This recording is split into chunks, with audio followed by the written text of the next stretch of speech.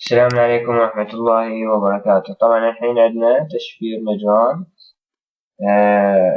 وكل الحمايات ما عدا الإبيرة وحمايتين غير مهمات على العموم.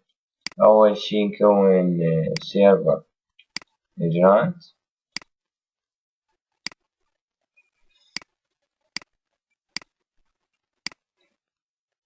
مباشرة ناخذ السيرفر عدل على نت كومبرت.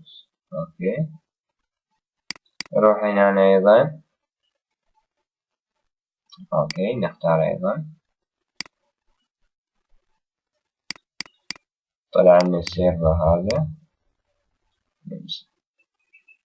اوكي، الحين اوكي نخرج.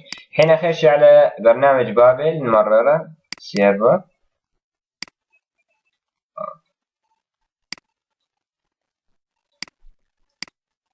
اذا راح يطلع لنا السيرفر من جديد وين طلع.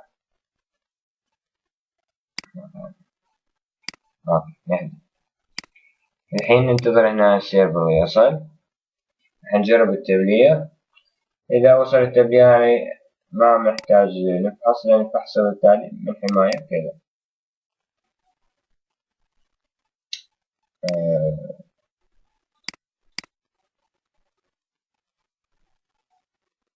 شوف جاء التبليغ. اوكي، جاء تبليغ الحين وسليم البرنامج او السيرفر عفوا.